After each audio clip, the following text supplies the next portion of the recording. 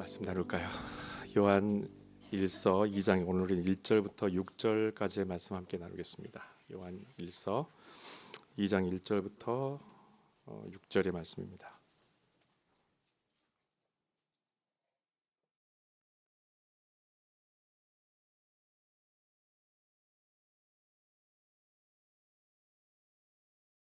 (1절부터 6절까지) 제가 먼저 봉독하겠습니다. 나의 자녀들아, 내가 이것을 너희에게 쓰면 너희로 죄를 범하지 않게 하려 함이라. 만일 누가 죄를 범하여도 아버지 앞에서 우리에게 대언자가 있으니 곧 의로우신 예수 그리스도시라. 그는 우리 죄를 위한 화목 제물이니 우리만 위할 뿐 아니요 온 세상의 죄를 위하심이라. 우리가 그의 계명을 지키면 이로써 우리가 그를 아는 줄로 알 것이요 그를 아노라 하고 그의 계명을 지키지 아니하는 자는 거짓말하는 자요 진리가 그 속에 있지 아니하되. 5절 6절 다 같이 읽습니다. 누구든지 그의 말씀을 지키는 자는 하나님의 사랑이 참으로 그 속에서 온전하게 되었나니 이로써 우리가 그의 안에 있는 줄을 아노라. 그의 안에 산다고 하는 자는 그가 행하시는 대로 자기도 행할지니라. 아멘. 아멘. 여러분, 우리가 예수 그리스도의 복음 안으로 들어가게 되면 믿음이 생기게 되는데, 그 믿음이 생길 때에 우리에게 너무나도 아름답고 겸손한 변화가 나타나기 시작합니다. 그 중에 하나가 뭐냐면, 어떻게 하면 더 이상 내가 죄를 짓지 않고 죄를 범하지 않고 살 수 있을까라는 그 마음을 얻게 된다는 거예요. 우리 안에 믿음이 들어가게 되면 어떻게 하면 내 삶이 하나님 앞에서 거룩함을 입고 하나님 앞에서 경건한 삶을 살 수 있을까를 생각하고 고민하고 그 문제를 파고들면서 끊임없이 말씀 안으로 깊이 들어가는 우리의 삶에 깊은 변화가 일어나기 시작합니다. 여러분, 이것을 영적인 감각으로 다시 한번 제가 설명해 본다면 우리의 생각이 달라진다라는 겁니다. 우리의 생각.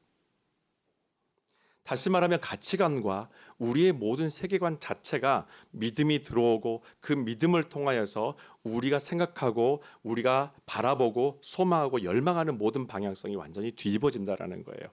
예전에는 죄를 짓든 말든 일단은 내가 살고 봐야 되겠다는 생각 때문에 어느 정도 다 넘어가 버리고 어느 정도 타협하는 것도 있었지만, 그리스도 안으로 우리가 딱 들어오면서요, 우리 안에 하나님 앞에서 내가 정말 잘 살아가고 있는가, 내가 하나님 앞에서 지금 거룩하고 정직함으로 내가 살아가고 있는가를 스스로 생각하게 되고 고민할 수 있는 그 은혜가 우리한테 주어진다는 것입니다.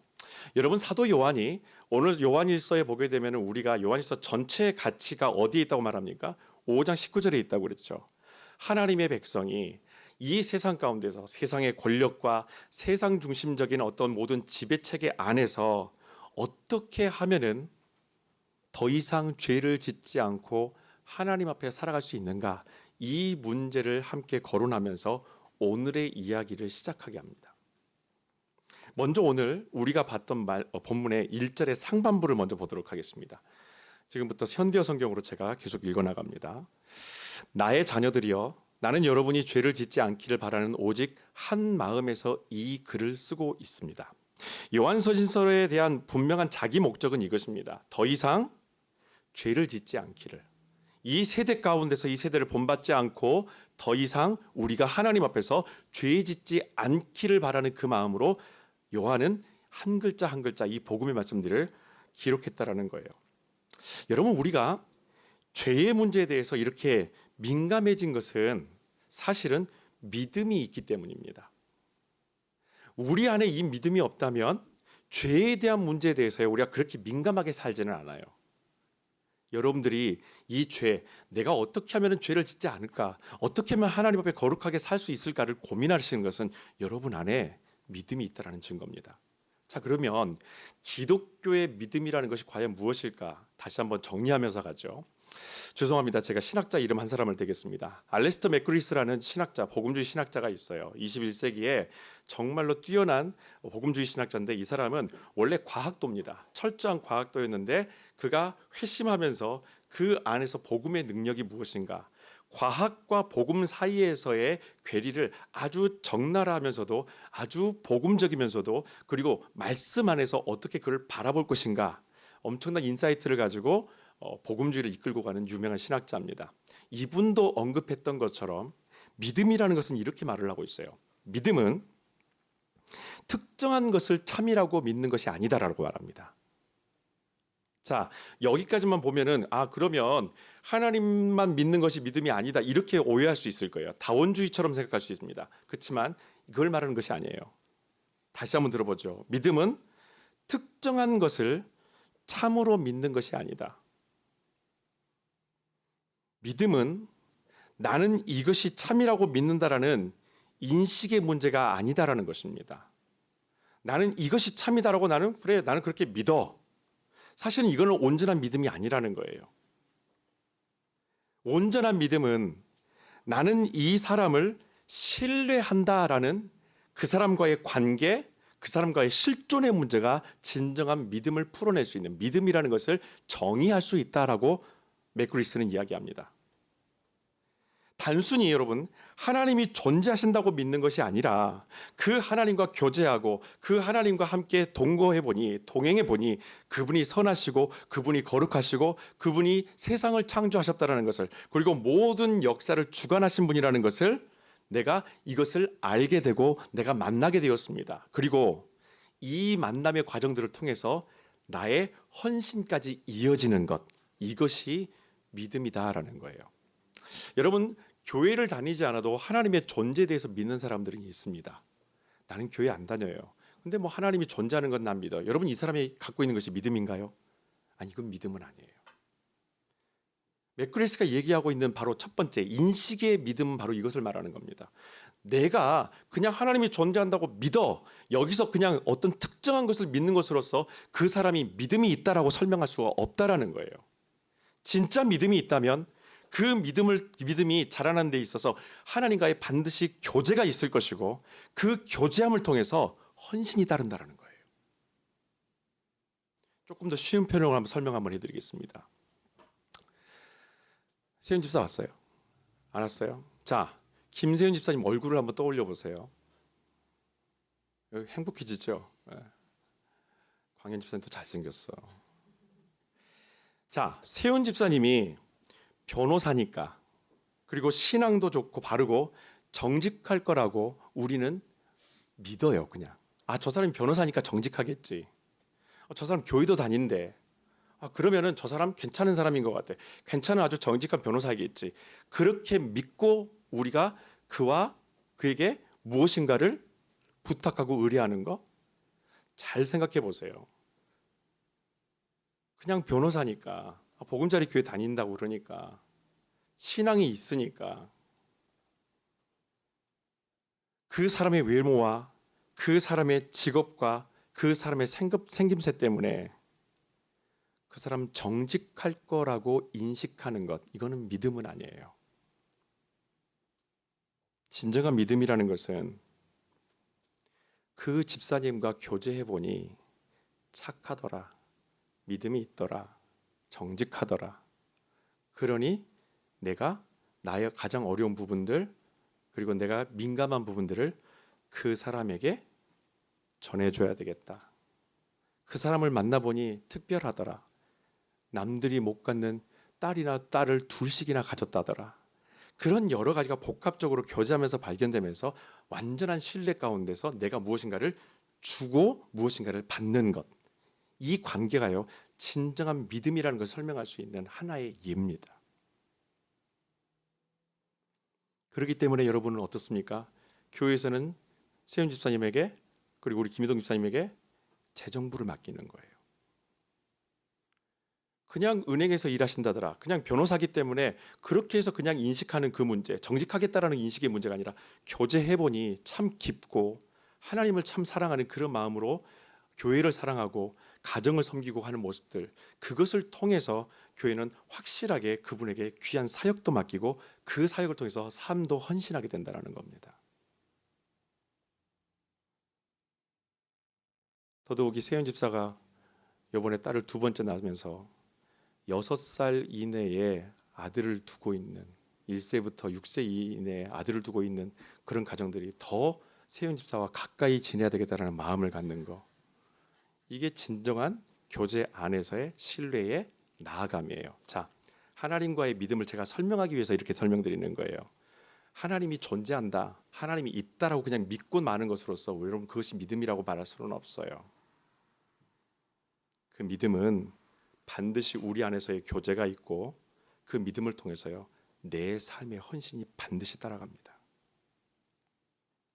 여러분 믿음은 내가 하나님께 내 모든 것을 오픈하고 내게 주어진 모든 것을 다 내어주는 어떤 자발적인 헌신을 반드시 가져오게 만들어요. 그렇다 보니까 이 과정도 속에서요 우리의 죄에 대한 문제에 대해서 더 민감해지기 시작하는 거예요. 하나님과의 교제가 깊어가면 깊어갈수록 하나님 앞에서 내가 저분을 대할 때에 내가 죄성을 가지고 죄의 몸으로 그냥 나가서는 안 되겠구나. 여러분 왜 우리가 회개 기도하고 참회 기도로서 예배를 시작합니까? 우리가 그 하나님을 알기 때문이에요.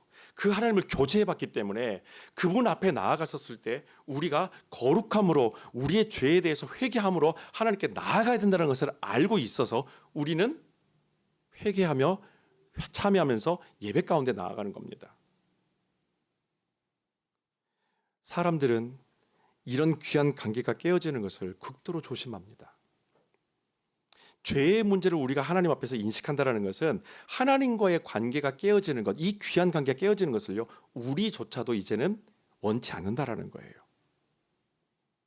그래서 우리는 주님과 교제하는 경건의 삶 속에서 혹시라도 내가 실수하지 않을까, 내가 실수하면 어떡할까라는 그런 생각이 오히려 한편으로는 우리가 주님께 다가가는 것을요 가로막고 방해할 때가 있어요. 무엇에 집중하다 보면 하나님과의 교제가 아니라 죄에만 집중하다 보면 우리의 생각이 무엇에 집중하느냐에 따라서 우리의 신앙생활 자체의 패턴이요 기쁨으로 감사로 은혜로 생활하는 사람이 있는가 하면 늘 두려움에 쪼들리는 사람들이 있어요. 내 실수로 인해서 하나님과의 관계가 멀어질 걸 두려워하는 마음 때문에 내가 죄 지으면 안 되겠다라는 그런 생각을 갖는다는 것, 이것은 성경적인 삶은 아닙니다. 주님 기뻐하시고 원하시는 삶이 절대 아니라는 거예요. 사도 요한은 우리에게 절대로 그런 걱정할 필요가 없다고 말합니다. 우리의 죄로 인해서 하나님과의 관계가 끊어질까, 그분이 나에게서 멀어질까, 절대 그렇지 않다라고 얘기를 해요. 그럴 생각할 필요도 없다라고 말을 합니다. 절대로 하나님의 사랑에서 우리를 끊을 수 없는 것이 바로 예수 그리스도의 십자가의 은혜이기 때문에 오늘 본문의 말씀에 보게 되면 주 예수 그리스도께서 구약에선 여러분 하나님과의 관계가 끊어짐에 대한 그 죄에 대한 문제로 끊어질 것을 하나님 앞에 회개하는 마음으로 뭘 드립니까? 제물을 드리게 돼 있어요. 생명의 제물을 드립니다. 그런데 이 생명의 제물을 대신해서 예수 그리스도께서 그 생명의 제물이 되어주셔서 이 죄에 대한 문제, 끊어짐에 대한 모든 문제를 완전히 해결하셨다는 거예요. 오늘 본문에 있는 1절 하반부부터 2절까지 있는 말씀을 계속해서 읽어갑니다. 다 같이 함께 읽겠습니다. 그러나 혹시 여러분이 죄를 지었더라도 아버지 앞에서 변호해 주실 분이 계십니다. 그분은 모든 면에서 의로우시고 하나님을 기쁘시게 해드리는 예수 그리스도이십니다. 그리스도께서는 우리가 죄를 지어 받아야 할 하나님의 진노를 대신 자신이 받으셨습니다. 우리 죄를 용서하시려고 몸소 희생제물이 되심으로써 우리를 하나님과 사귈 수 있는 자리로 인도해 주셨습니다. 우리만을 위해서가 아니라 온 세상을 위해 그렇게 하신 것입니다. 아멘. 자, 1절에 2절에 있는 그 말씀을 놓고 보면 우리 죄에 대한 문제의 일상적인 모든 고민에 대한 완전한 해결책이 이미 1절, 2절에 다 나와 있어요. 죄에 대한 고민의 문제 때문에 하나님과 끊어지면 어떻게 될까? 멀어지면 어떻게 될까? 그분이 나를 외면하시면 어떻게 될까? 절대 그럴 수가 없고 그렇지 않다라는 것을 얘기합니다. 완전한 해결책, 분명한 해결책을 1, 2절에서 요한은 우리에게 제시를 하고 있어요. 다만 요한이 오늘 여기서 더 다루고 싶어하는 주제가 있습니다. 우리의 삶의 가장 큰 화두가 뭡니까? 죄에 대한 문제죠. 아마 평생 이 문제를 우리는 가지고 살 거예요. 이 문제를 아주 완벽하고 견고한 이 진리의 복음 앞에서 내가 어떻게 다룰 수 있을까? 거기에 대한 실질적인 도전이 오늘 2장의 말씀으로 시작하는 거예요. 여러분 사실 그러면 우리가 이 죄에 대한 문제를 극복하기 위해서 아무것도 안 해봤을까요? 시도 정말 많이 봤을 겁니다. 아마 여러분들에게 제가 여쭤보면은 각자 내가 이런 죄에서 벗어나기 위해서 난 이것도 해봤습니다. 저것도 해봤습니다. 참 많은 시도들을 해봤을 거예요. 대표적인 거 몇 가지만 한번 우리 정리해 볼까요? 각오, 다짐. 우리는 이 죄에서 어떻게 하면 내가 하나님 앞에 더 이상 죄를 짓지 않을까, 이 문제를 고민하면서 우리는요 정말로 많은 각오를 합니다. 다짐하고 다짐하고 또 다짐을 해봤어요. 근데 어떻습니까? 인간의 다짐은요 유통기한이 너무 짧아요. 그럼 우리가 여기서 한 가지 주의해야 될 것이 있습니다. 믿음과 마음가짐을 여러분 혼돈하지 마십시오. 믿음과 마음가짐을 혼돈하지 마시라는 거예요. 우리는 다시 죄 짓는 그 현실에 대해서 뭐라고 말합니까? 의지가 내가 약했다라고 얘기를 해요. 의지가 약했다. 이걸 다른 말로 표현하면 뭡니까? 내가 의지만 있으면 나는 절대 죄 안 지을 수 있다. 죄가 더 줄어들 수 있다. 이걸 표현하는 거예요. 여러분 우리가 죄에 다시 빠지고 죄의 자리에 다시 서는 것은 저와 여러분의 마음에 그 의지가 약해서가 절대 아니라는 겁니다.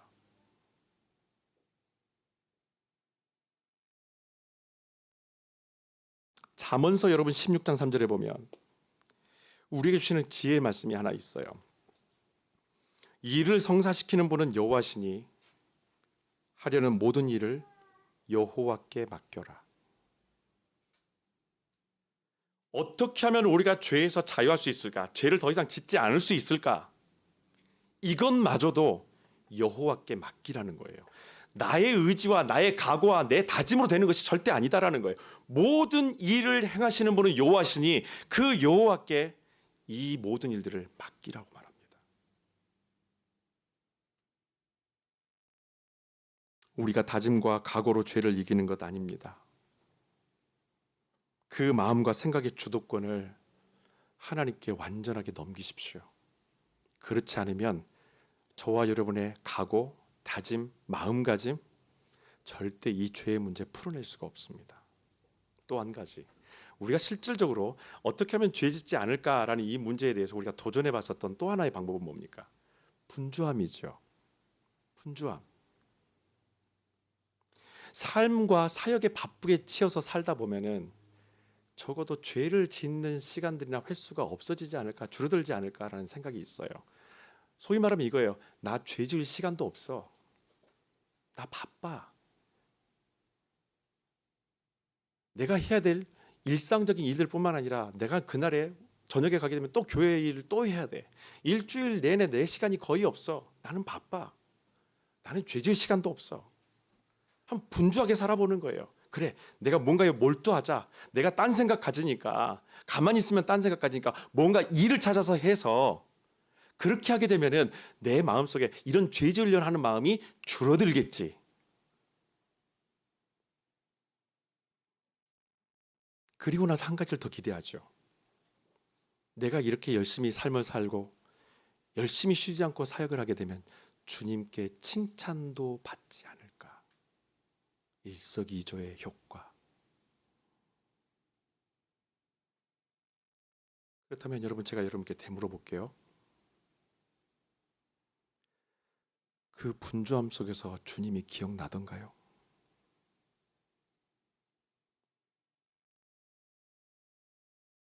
그 사역의 분주함 속에서 정말로 주님 기억나던가요? 그 삶의 치열한 삶 가운데서 정말 주님 기억나던가요?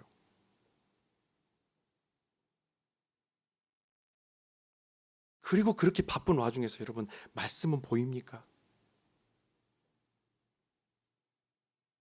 부끄러운 제 얘기 하나 할게요. 청년 사역을 열심히 했을 때가 있었습니다. 한국에 있었을 때 정말로 열심히 청년 사역을 했어요. 너무나 많은 열매들을 맺습니다. 학교 다니면서 교회 사역도 하면서요. 정말로 종횡무진을 뛰었어요. 하루를 거의 분 단위로 이렇게 끊어가며 살 정도로 저는 분주하게 살았습니다. 쉼 없이 분주하게 사역을 하다 보니까 어느 순간에 말씀과 기도가 없는데요. 사역이 너무 잘 되는 거예요. 기도하지 않아도 사역이 너무 잘 되는 거예요. 내가 말씀을 보지 않아도요, 너무너무 사역이 잘 되는 거예요. 그냥 학교에서 공부하면서 교수님들이 몇 마디 해준 거 짜집기 해가지고 설교하면요, 너무너무 좋아하는 거예요.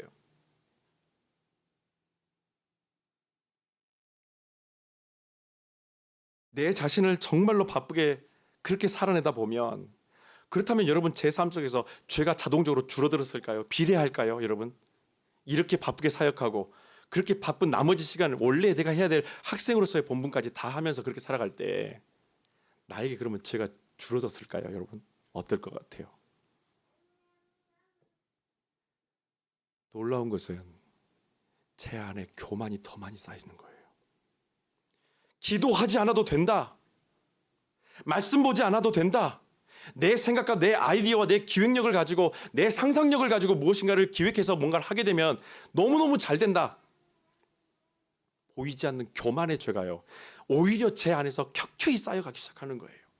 이게 나중에는요 1년, 2년, 3년 습관이 되어버립니다.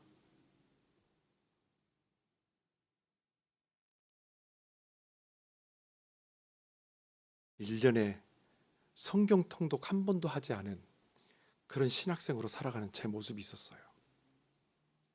그래도 사역이 잘 돼요. 얼마나 무서운지 몰라요, 여러분. 그게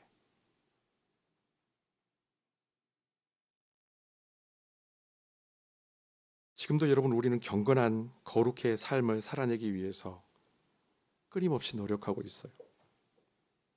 다만 우리는 죄를 짓지 말아야 한다는 그런 기본적인 생각 아래에서 계속해서 우리에게 도전하는 실질적인 몇 가지 질문들을 늘상 생각하며 살아야 된다는 것입니다.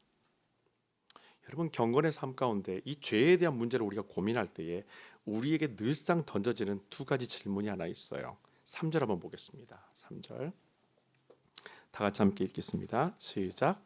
우리가 하나님 안에 있다라는 것을 어떻게 확신할 수 있겠습니까? 우리 자신을 들여다볼 때 참으로 하나님께서 원하시는 대로 살고 있다고 할 수 있겠습니까? 첫 번째 질문은 이것입니다. 여러분, 매일 우리 자신에게 어떻게 하면 죄를 짓지 않을까, 이 문제로 고민하기 전에 이 두 가지 질문을 던지십시오. 첫 번째는 하나님 안에 거하고 있다라는 것을 나는 확신하고 있는가? 나는 지금 하나님 안에 거하고 있는가? 이게 첫 번째 질문이에요. 두 번째 질문, 나는 하나님이 원하시는 대로 살고 있는가? 어떻게 하면 죄를 짓지 않을 수 있을까에 대한 이야기를 하기 전에, 그 생각 전에 이 두 가지 질문을 매일매일 우리 자신한테 던지는 거예요. 나는 하나님과 함께하고 하나님과 동행하고 있는가? 그리고 나는 그 말씀대로 그 말씀을 실천하며 나는 살아가고 있는가?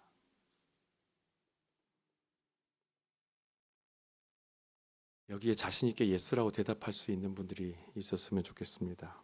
그런데 대부분 우리가 예스라고 대답하지 못하기 때문에 그 결과에 따른 우리가 부인할 수 없는 한 가지 팩트에 대해서 우리는 인정할 수밖에 없어요. 4절 보겠습니다. 다 같이 읽습니다. 그분이 말씀하시는 것을 실천하지 않는 사람은 거짓말을 하고 있는 것입니다. 아멘. 진짜냐 가짜냐? 내 삶이 진짜로 정말 그 문제를 고민하고 살아가는 사람인가 아닌가? 그것은 그분이 하신 말씀, 우리 주님께서 주셨던 그 말씀을 내가 실천하지 않는다면, 그 말씀대로 따르지 않는다면 그 거짓말장이다라는 거예요. 우리 삶의 이 두 가지 중요한 질문에 대해서 던지면서 그 질문에 대한 우리의 반응이 없다면 우리는요, 하나님 앞에서 거짓된 삶을 살고 있는 이중적인 인간이라는 겁니다. 분명히 우리는 내 삶을 주님께 이미 내어드린 믿음이 있는데 그분의 말씀을 온전히 실천하지 못하고 살고 있다라는 바로 그 생각이 늘 부끄러운 마음으로 우리를 늘 따라다녀요. 그렇다면 여러분, 그분의 말씀을 내가 온전히 실천하지 못하고 살고 있다라는 이 생각을 떨쳐버리는 것이 성경적인 방법일까요? 이 생각만 그냥 떨쳐버리면 우리 자유할 수 있을까요? 제가 서두에서 말씀드렸듯이 여러분 믿음의 사람에게 나타나는 삶의 은혜, 삶의 변화와 자세는 이것입니다. 어떻게 하면 내가 죄를 짓지 않을 것인가를 고민할 수 있게 새로운 어떤 우리의 영적 고민을 우리에게 던져주는 것이 우리에게 은혜라는 겁니다. 그런데 여러분, 이렇게 건강한 영적 도전이 우리의 성화되지 않는 이 세속적인 이 생각의 주도권을 빼앗기게 되면 4절에서 요한이 언급했던 것처럼 말씀을 실천하지 못하는 사람으로 우리는 늘 살아가게 된다는 거예요. 결국에 말씀을 실천하지 못하는 삶이 무엇입니까? 죄에 대한 문제를 끊임없이 반복적으로 우리 안에서 끌어내게 만든다는 거예요. 여러분, 우리가 단순히 죄를 피하거나 겨우겨우 견디는 정도의 그런 삶을 사는 것이 아니라 오히려 더 적극적으로 이 문제를 해결하기 위해서 여러분 우리의 생각의 지각의 변화가 와야 합니다. 이 생각을 접근하는 이 생각 자체, 이 지각의 자체에 변화가 와야 된다는 거예요. 다시 말하면 지각 변동이 오게 되면 여러분 우리의 삶의 신앙생활 가운데서 경건의 삶의 모든 방향 자체가요 정말 주님께서 원하시는 그 삶으로서 질주하기 시작한다는 거예요.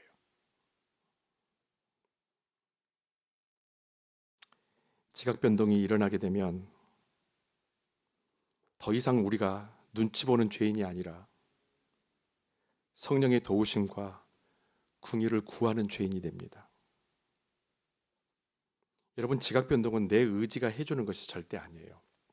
이것도 내가 마음먹은 대로, 내가 어떤 각오한 대로, 다짐한 대로 되는 것이 절대 아닙니다. 이런 지각 변동마저도 성령께서 도우시지 않으면 절대 불가능하다는 겁니다. 그러면 어떻게 이것이 진행될 수 있을까요? 한결같은 경건의 삶을 통해서 우리가 이 지각 변동을 경험하기 시작하는 거예요. 오늘 성경에서는 두 가지를 사도 요한이 우리에게 제시합니다. 5절 말씀만 보겠습니다. 다 같이 읽겠습니다. 하나님의 말씀을 실천하는 사람들은 더욱더 하나님을 사랑하는 일을 익히게 됩니다. 이것이 바로 여러분이 정말 하나님을 알고 있느냐 아니냐를 분간하는 방법입니다. 죄냐 아니냐를 분간하기 위해서는 그 하나님이 어떤 분인가를 알아야 합니다. 그렇다면 그 하나님을 알아야 하는 모든 과정과 모든 그런 어떤 우리 삶의 형태를 뭐라고 표현할까요? 하나님을 사랑합니다라는 것으로 표현할 수 있어요. 첫 번째, 여러분, 우리의 경건의 삶의 주제는 이것입니다. 경건의 삶의 뼈대가 되는 것은요, 여러분 하나님을 사랑하십시오. 사도 요한이 이 죄의 문제, 죄를 어떻게 하면 짓지 않을까에 대한 근본적인 대책으로서 우리에게 제시하는 건 뭐냐면 너희가 여호와 하나님을 사랑하라라는 거예요. 여러분, 우리가 하루를 살아가면서 하루를 결산해 보죠. 하루를 결산하다가 우리 죄의 유무에 대해서 계산기를 한번 두드려 보는 거예요. 내가 오늘 죄를 몇 개나 지었나? 계산기를 두드려 보니까요, 어제보다는 마이너스가 된 거예요. 그러면 여러분, 어제보다 오늘이 마이너스였으니까 그것이 좋고 우리가 경건의 생활을 내가 잘 하고 있다는 어떤 증거입니까? 어제보다 마이너스니까. 늘상 비교해 보면서 어제보다 그제보다는 조금 더 나아졌으니까. 그렇게 비교하면서 우리의 죄에 대한 유무에 대해서, 자유함에 대해서 우리가 논할 수 있을까요? 죄의 문제만 피하려고 하다 보면 또 다른 죄에 연루되게 돼 있습니다. 죄 자체의 문제만 여러분 신경 쓰게 되면 그 죄 하나를 피하기 위해서요, 다른 죄를 범할 수밖에 없는 것이 우리의 또 모습이라는 거예요. 성령님이 우리 안에서 맺게 하시는 첫 번째 열매가 사랑의 열매죠. 주님 사랑하는 것도 마음가짐이나 의지로 절대 되는 것 아닙니다. 하나님을 사랑하게 되면 그 하나님을 사랑하는 마음으로 인해서요, 우리의 죄에 대한 모든 속성들, 죄에 대한 모든 습관들, 그런 욕망들이 하나님의 사랑으로 완전히 질주해 나가기 때문에 더 이상 우리가 어떻게 하면 오늘 내가 죄를 안 지을까의 문제로 고민하지는 않는다라는 거예요. 자기가 좋아하는 사람에게 사랑만을 쏟다 보면은 주위 사람들에게 아픔을 줄 때가 있습니다. 그러나 여러분, 하나님을 사랑하는 것은 하나님 한 분에게만 집중하는 것은 아니에요. 하나님도 원하셨고 주님도 우리에게 두 가지 큰 계명이 있다고 하셨는데 하나님만을 사랑하라고 말씀하지 않습니다. 그 하나님을 네 목숨처럼, 네 생명처럼 사랑하고 그 사랑의 마음으로 이웃을 사랑하라고 말씀하세요. 흘러가라는 거예요. 한 곳에 고여 있지 말고 그 하나님 사랑함으로 해서 자연스럽게 우리 주위로 그 사랑이 흘러가게 만들어야 된다는 겁니다. 여러분, 우리가 하나님을 사랑하게 되면 예수님을 닮아가는 삶을 자연스럽게 살아가게 돼요.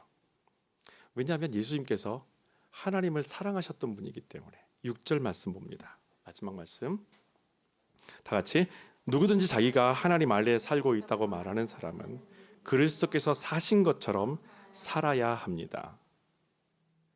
오늘 요한이 우리에게 주는 두 번째 메시지는 이것입니다. 우리의 경건의 삶, 이 죄에 대한 근본적인 문제에 대해서 우리의 지각 변동을 일으킬 수 있는 또 하나의 기둥이 되는 것은 주님이 사셨던 것처럼 우리도 살아간다는 거예요. 주님이 살아가셨던 삶은 철저하게 하나님을 사랑합니다. 그래서 고난도, 배고픔도, 핍박도, 십자가도 주님께서는 다 감당하셨고, 사람들의 환호와 기대감 속에서도 자기 자신을 드러내지 않아요. 또 하나님께서 나를 보내셨기 때문에 나를 보내신 그분을 높이지, 내가 이곳에 와서 내가 받았던 것들을, 내가 나눈 어떤 능력들에 대해서 자랑하지 않는 것이 바로 그것이 하나님을 사랑했었던 예수 그리스도의 삶의 모습이었다는 겁니다. 우리가 그분을 닮아가 된다는 거예요. 그분처럼 말씀을 실천한다는 거예요. 하나님을 사랑하고 하나님을 사랑하셨던 예수님처럼 살아가는 것으로서 여러분, 우리에게요 지각 변동이 일어나게 될 겁니다. 다른 방식으로 무엇인가를 세뇌당해서, 믿음이라는 건 세뇌가 아니라고 말씀드렸죠. 주님 사랑하게 되면 그 주님 사랑함을 통해서, 우리 하나님 사랑함을 통해서요, 우린 자연스럽게 헌신이 뒤따라가게 돼 있어요. 흘러가게 되어 있습니다. 이거 억지로 시킬 일이 아니에요. 억지로 시켜도 안 됩니다. 그런데 자연스럽게 나오는 거예요. 왜? 내가 그 사랑 받아보니 그 사랑을 나누고 싶은 거예요. 내가 이 복음을 받아보니 내가 이 복음을 전하고 싶은 거예요. 주님께서 나를 위해서 희생하셨다 보니 이 희생으로 말미암아, 내 희생으로 말미암아 한 영혼을 살리고 싶은 거예요. 오늘 우리에게 지각 변동이 일어날 겁니다. 주님을 사랑하십시오. 그리고 주님께서 원하시는 그 삶을 살아가십시오. 우리 생각의 지각 변동이 일어날 때 우리 삶의 지각 변동이 일어날 것입니다. 그 은혜 안에서 믿음으로 한 주간 한 주간을 승리하는 저와 여러분의 삶이 되시기를 주님의 이름으로 축원합니다.